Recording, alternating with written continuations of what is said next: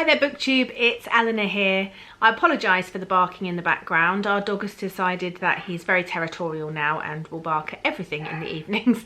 So he's a bit of a nightmare. So I'm just going to politely ignore him, and I hope that you can too. And I just wanted to show you all the graphic novels I've bought recently, because I've been in a bit of a graphic novel buying mood and I've got a nice little stash here. I tend to go in cycles with graphic novels. I tend to not read any for ages, and then I'll accumulate like 10-15 and I'll have a real binge over like a couple of days and just only read graphic novels, and that's really how I like to consume them. Occasionally I'll read one in between a book, but I really sometimes just like to just focus on graphic novels and just gobble them up and just read quite a few in a few days. So I'll take you through them. They're in no particular order and they're really varied. Some of them I've bought because I want to read them before I give them to my daughter to read. I like to just check the content out before she reads them, and I like them too. And some of them are just ones for me, quite a few non-fiction. Anyway, let's get into it and you'll see as we go along. So the first one is a DC book, and it's called Dear Supervillains by Michael Northrop. This one just looks like so much fun. It's got really cool artwork, really bright and vibrant. It doesn't look too difficult for smaller readers, younger readers, smaller readers? Well, they are sometimes smaller, but yeah, younger readers. So this sounds like a bit of a fun escapade. It's where curious children write emails to bad guys, DC bad guys, and we get their sort of responses, hence why I suppose Dear Supervillains. So this suggests that if you read between the lines, you'll notice that the bad guys are up to something big. Will the Justice League come in and save the day?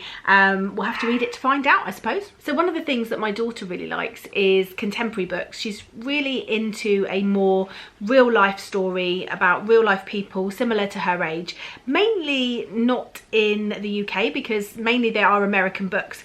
But I found this one, and it's not set in real life, but it's kind of a contemporary idea. So it's Lois Lane and the Friendship Challenge, and this is by Grace Ellis and illustrated by Brittany Williams. And it's a sort of contemporary story, but based in the world of obviously Lois Lane and Superman.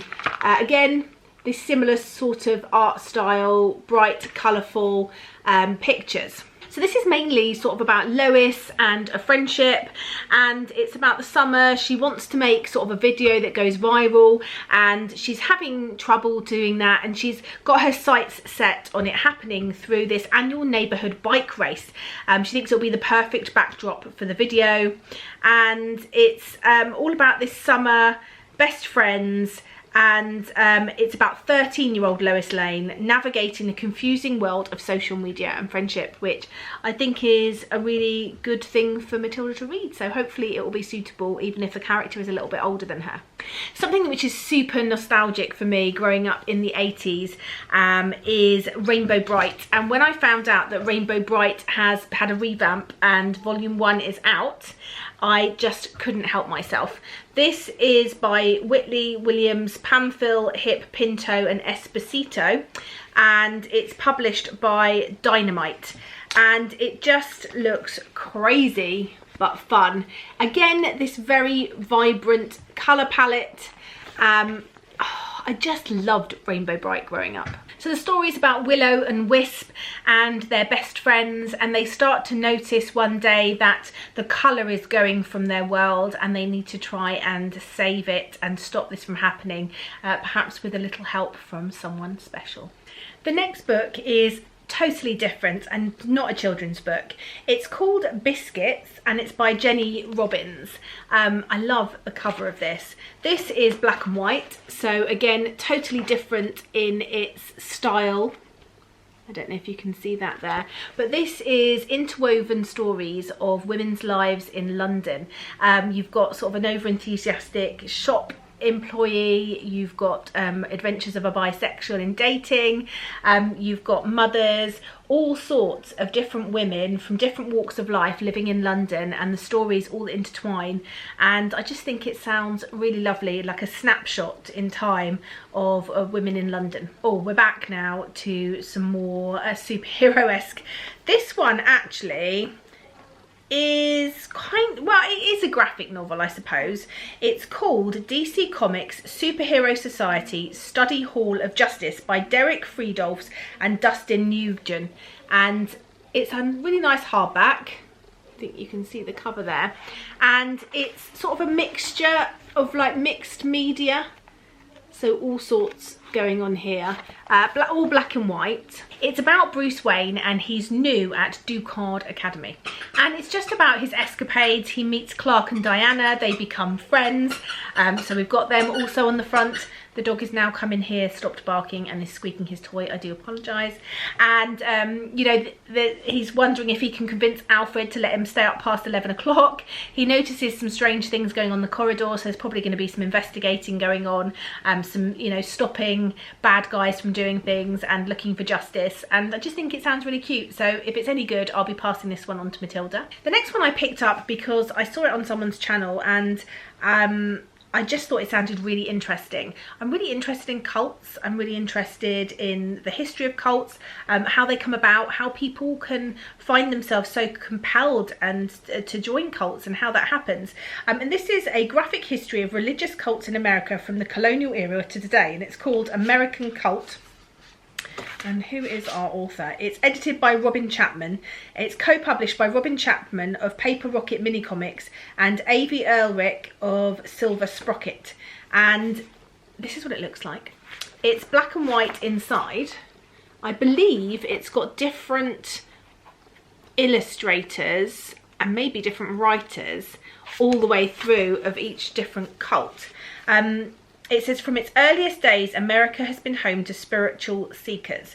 In 1694, the religious tolerance of the Pennsylvania colony enticed a Transylvanian monk and his 40 followers to cross the Atlantic. Almost 200 years later, a charismatic preacher founded a utopian community in Oneida, New York, and practiced socialism and free love. In the 60s and 70s, a new generation of seekers gathered in vegetarian restaurants in Los Angeles, satanic coffee shops in New Orleans, and fortified communes in Philadelphia. And in the 21st century, gurus used self-help seminars to get rich quick schemes to evangelize their flocks. Across the decades, Americans in search of divine truths have turned to unconventional prophets for the answers. Some of these prophets have determined their faith fortunes and even their very lives. In American Cult, over 20 cartoonists explore the history of these groups with clarity and empathy, looking beyond the scandalous headlines to find the human stories within. So I think this just sounds really interesting and right up my street. I'm just intrigued by the sort of psyche and what makes people want to join these cults, what they're looking for, what they're lacking in their life that they're looking for from a cult. So I'm really interested in that one. So the next one I don't know too much about, just that it was recommended, and it's called Long Distance by Whitney Gardner. Again, this is back to the sort of colour palette that I really love, this sort of bright colour and quite simple drawings, but really effective. I just love that bright, bold look. This is about our main character, Vega. She is being moved from her home, I think it's Portland, Oregon, yet to Seattle, Washington. She doesn't want to go. She's leaving her one best friend behind. And to try and sort of soften the blow a little bit, her parents are sending her off to summer camp. And she's sort of determined to try and get back or to get her old life back. But her phone gives up the ghost and she notices strange things going on at summer camp. So she has to team up with her bunkmates to try and figure out what's going on. And I just think it's going to be sort of a bit of a coming of age, bit of you know, moving house story, maybe one that I could pass on to Matilda, and I'm excited to see how this one goes. The next one I'm really looking forward to, and it was sort of one that I was really anticipating. However, I've been hearing mixed reviews, so fingers crossed I'm going to like it, because it's certainly my style in terms of the art style. It's The Girl from the Sea by Molly Knock Ostertag, and it just looks beautiful inside. I love the artwork, the colour palette. I just think it looks really, really lovely. And I believe this is sort of a love story, perhaps between a girl and something that's like a mermaid, or maybe a selkie.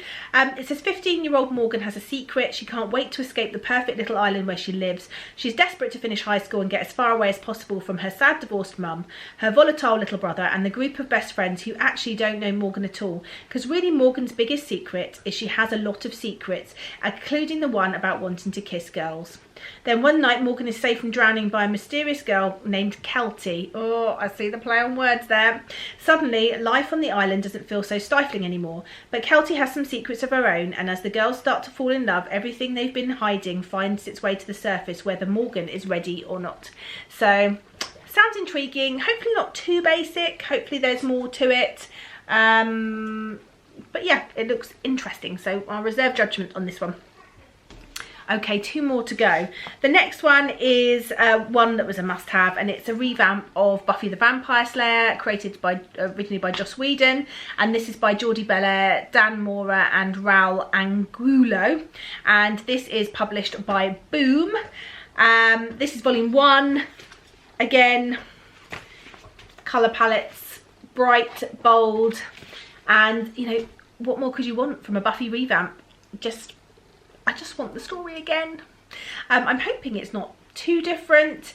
It says, this is Buffy Summers you know, who wants that very average wants what every average teenage girl wants. Friends at her new school, decent grades, and to escape her imposed destiny as the next in the long line of vampire slayers, tasked with defeating the forces of evil. Only this time round, her world looks a lot more like the one outside your window. So it's been revamped and updated for, you know, us now, so it'll be interesting to see how that's been done, and whether it's just as good, or whether nostalgia means more to me and it's the feeling of when I first watched it. I don't know, we'll have to wait and see. And then the final one is a whopper, and it's On a Sunbeam by Tilly Walden. This is a big old book. It's a big old hardback. It's not necessarily one I would always pick up. It's sort of that mixed colour palette where each section seems to be slightly different sort of main colours, but I've heard such good things, I just want to read it. From what I can gather, this involves sort of an idea of found family. It's set where we're sort of off on space. Our main character goes to planets looking to sort of restore structures, like beautiful broken down structures, and I think we go through a series of sort of flashbacks looking at how she got to this place and where she is now and how that all came about. It looks like maybe there's a love story in there, and I want to give it a go. I've heard nothing but good things. So although the art style might not be my typical, I mean, there's pages where there's no text at all. Sometimes I struggle with that, but we'll see. And it's certainly a beautiful book, so I'm hoping that it will be a beautiful story.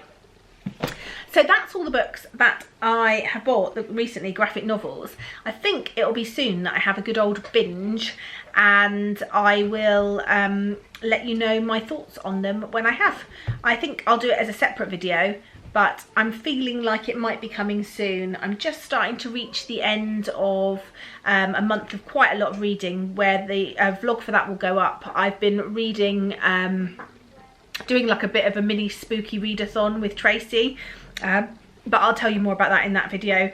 But I've read quite a few books, and I've been vlogging as I go along my different thoughts as and when I've read the books. So I think once I finish that, I'm just going to allow myself to have a day just before non-fiction November to completely immerse myself in graphic novels and just take a bit of time out from any heavy reading, and then I'll be all set for non-fiction November, which, if you haven't seen my TBR, it's up.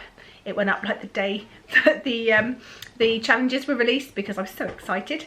But I want to get myself geared up for that, so maybe a bit of graphic novel reading will help. Anyway, I shall love you and leave you, and I look forward to speaking to you soon. Bye for now, BookTube.